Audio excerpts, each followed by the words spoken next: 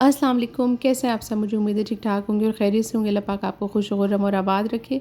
आज आपके लिए लेकर आई हूँ बड़ी ही ज़बरदस्त रेसिपी। आज आपको सिखाऊँगी किस तरह आप बाज़ार में मिलने वाले बनास्पति घी से घर पर ही साफ़-सुथरा और मज़ेदार मक्खन तैयार कर सकते हैं अपने बच्चों के लिए और अपने घरवालों के लिए। तो चलिए इसको बनाना शुरू करते हैं। सबसे पहले मैंने यहाँ पर 1.5 कप बनास्पति घी ले लिया है। ये मैंने डालडा घी लिया है। आप अपनी मर्ज़ी का कोई भी घी ले सकते हैं और उसको गरम कर लेना है। अच्छा, गरम हमें घी को इतना करना है कि हमारा जो हाथ है जब हम उसमें उँगली डालें तो उसको थोड़ा-सा बर्दाश्त कर सके। बहुत तेज़ गरम हमने नहीं करना है या खौलाना नहीं है। बस देखिए मैंने इसको गरम किया है कि ये मेल्ट होके हल्का-सा इसका टेम्परेचर जो है वो ज़्यादा हो गया है। अब मैंने इसको एक बोल में निकाल लिया है और मैंने बर्फ़ जमा कर रखी हुई थी। उस बर्फ़ के पीसेज़ मैं इसमें डालना शुरू करूँगी। आपने देखा कि मैंने इसके छोटे-बड़े हर तरह के टुकड़े मैंने इस तरह से कर लिए हैं और मैंने गरम-गरम घी में ही इसको डाला है। अच्छा, अभी ये गरम जो है घी वो अच्छा ख़ासा गरम है, तो आप इसमें हाथ डालेंगे तो हो सकता है आपका हाथ जब अंदर जाए तो हीट आपको बहुत ज़्यादा महसूस हो। तो आप हाथ से ना कीजिएगा बल्कि एक स्पैचुला की मदद से इस तरह से इस बर्फ़ को इस घी के अंदर इस तरह से घुमाना शुरू कीजिएगा। आप देखेंगे थोड़ी ही देर में जब ये गोल-गोल बर्फ़ इस तरह से घूमना शुरू होगी तो जो घी का टेम्परेचर गर्म था वो एकदम से ठंडे में कन्वर्ट होगा और फिर वो एकदम से जमना शुरू हो जाएगा। हमें इसी तरह से घी को जमाकर मक्खन की शक्ल देनी है। तो बस देखें थोड़ी ही देर अभी मुझे हुई है करते हुए इसको मिक्स, और ये देखें आपको एक लेयर सी नज़र आने लगी होगी कि बर्फ़ के ऊपर भी एक लेयर जमने लगी है और घी जो है वो भी जमना शुरू हो गया है। तो बस इसी तरह से हमें इसको हिलाते रहना है। थोड़ी सी मेहनत का काम है, लेकिन थोड़ी सी मेहनत का जो रिज़ल्ट आपके सामने इंशाल्लाह ताला आएगा वो बहुत ही लाजवाब होगा।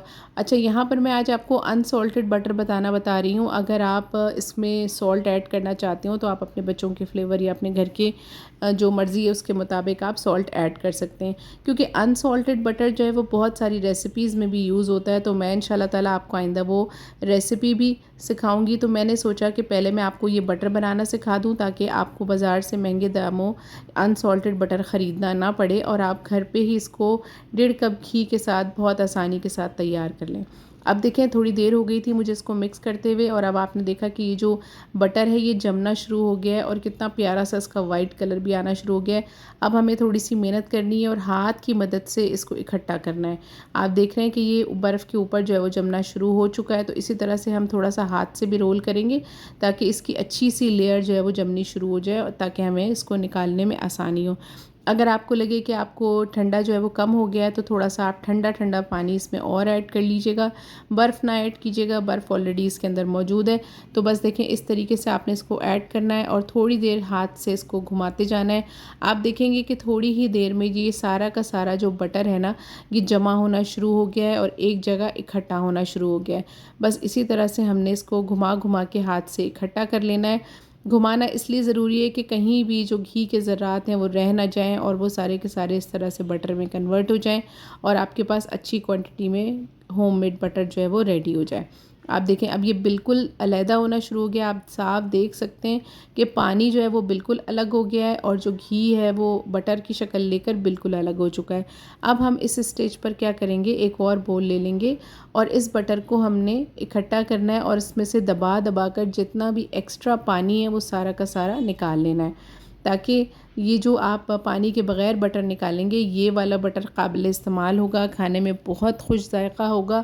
आप इसको बच्चों को सैंडविच ब्रेड में लगा के भी देख सकते हैं। स्कूल में आप इसमें जो सैंडविच की फिलिंग होती है वो अगर आप इसके साथ मिक्स करके बना के बच्चों को देना चाहें वो भी दे सकते हैं। आप पराठों पे भी लगा के दे सकते हैं, लस्सी में भी डाल के दे सकते हैं। और ये जनाब यही एक शक्ल है जिसको हम यूनी पफ़ भी कहते हैं, जो कि पफ़ पेस्ट्री में इस्तेमाल होता है अनसॉल्टेड बटर, वो उसकी जगह भी आप ये इस्तेमाल कर सकते हैं। ये मल्टीपर्पज़ बटर है, बहुत सारी चीज़ों में बहुत सारी रेसिपीज़ में भी इस्तेमाल किया जा सकता है और ऐसे भी खाया जा सकता है। जो आपको पसंद हो, जैसे आपको पसंद हो आप वैसे इसको इस्तेमाल करें। अब आपने देखा कि मैंने इस तरह से मक्खन के पेड़े जो हैं वो निकाल लिए हैं, बिल्कुल दबा दबा के इसका सारा मॉइस्चर जो था वो निकाल लिया है। अब ये सादा मक्खन जो है वो हमारे पास आ गया है।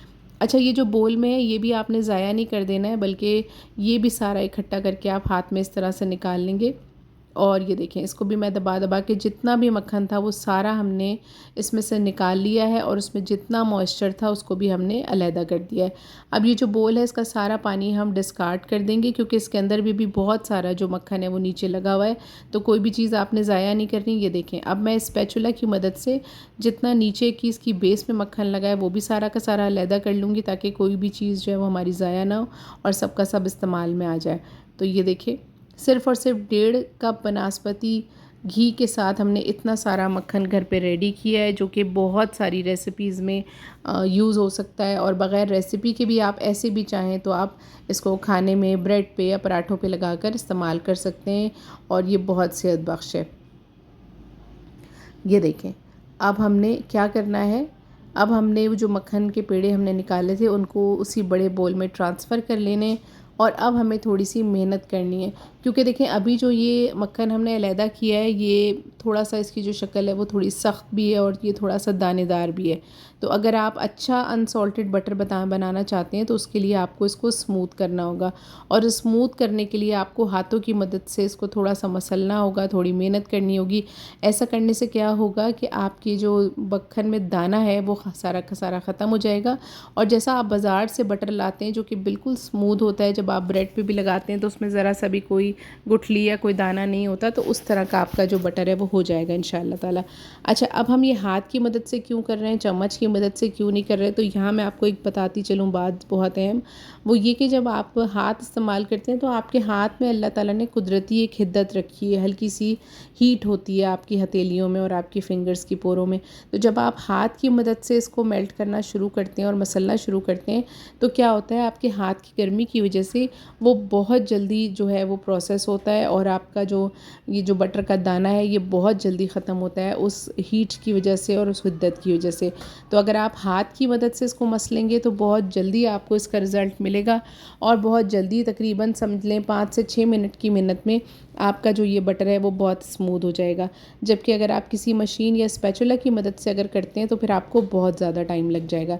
अब ये हमारा जो बटर है ये बिल्कुल स्मूथ हो चुका है। तो अब हम क्या करेंगे, हम एक कंटेनर ले लेंगे जिसमें हमें इसको रखना है या इसको शेप देनी है।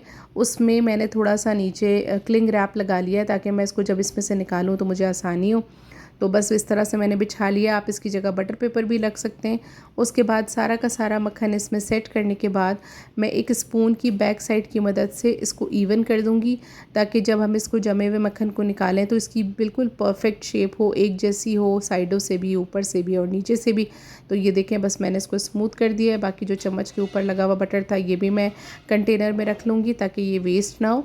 और अब हम अच्छी तरीके से जो क्लिंग रैप है इसकी मदद से इसको कवर कर देंगे चारों साइड से, ताकि ये बटर जो है इसके ऊपर कोई जब हम फ्रिज में रखेंगे तो कोई स्मेल वगैरह ना आए, और ये बिल्कुल अपनी ही स्मेल के साथ बहुत अच्छा सा रेडी हो।